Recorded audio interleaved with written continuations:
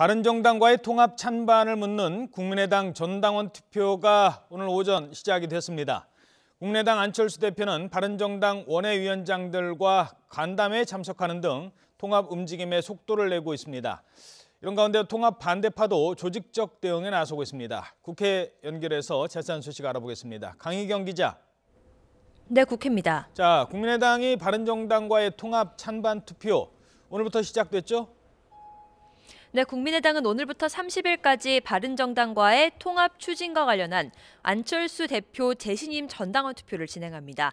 먼저 오늘과 내일은 온라인 K보팅 시스템을 이용해 온라인 투표를 진행하고 29일부터 이틀 동안은 나머지 당원을 대상으로 ARS 투표를 시행합니다.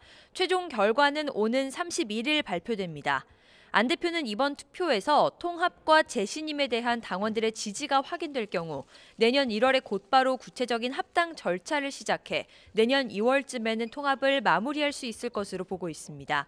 오늘 오전에는 YTN 라디오에 출연해서 바른정당이 수혈 가능한 당이라며 통합론을 재차 강조하기도 했는데요.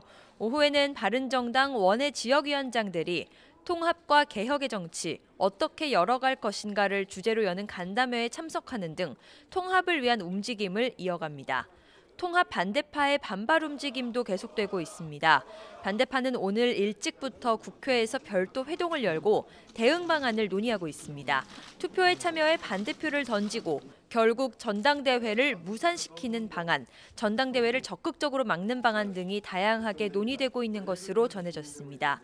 이에 앞서 통합 반대파가 법원에 낸 투표 중지 가처분 신청 결과는 이르면 오늘 나올 것으로 보입니다. 이와 함께 손학규 상임고문은 저녁에 초선 의원들과 만찬 회동을 열고 당의 화합을 도모할 계획입니다. 자, 국회 파행과 관련해서 여야가 여전히 접점을 찾지 못하는 모습입니다. 지금 책임 공방이 계속 이어지고 있다고요?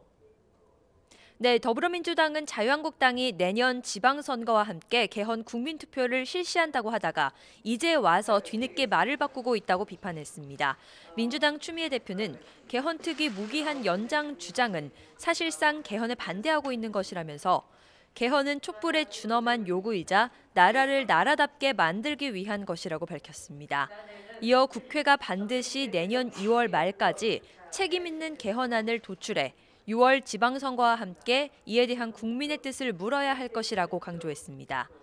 자유한국당은 민주당이 문재인 개헌안으로 대한민국 국가체제를 바꾸겠다는 음모를 즉각 철회해야 한다고 밝혔습니다. 김성태 원내대표는 어제 민주당 우원식 원내대표와 1시간 동안 협상을 벌였지만 민주당이 청와대 개헌안으로 내년 6월 지방선거에서 동시투표를 하겠다는 입장에 전혀 변함이 없다는 것만 확인할 수 있었다고 말했습니다. 이어 헌법기관인 국회가 개헌 논의를 걷어찬다는 것은 역사상 있을 수 없는 초법적 행위라며 개헌특위를 연장해야 한다고 거듭 촉구했습니다. 국민의당은 양극단의 대결 정치 때문에 국회가 표류하고 있다고 민주당과 한국당을 모두 비판했습니다.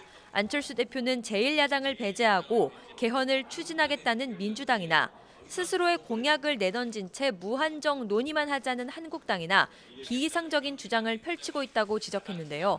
개헌특위와 정치개혁특위를 하나로 모아 집중적으로 논의하자는 국민의당의 제안이 최선이라면서 이 해법으로 정치를 살려야 한다고 강조했습니다.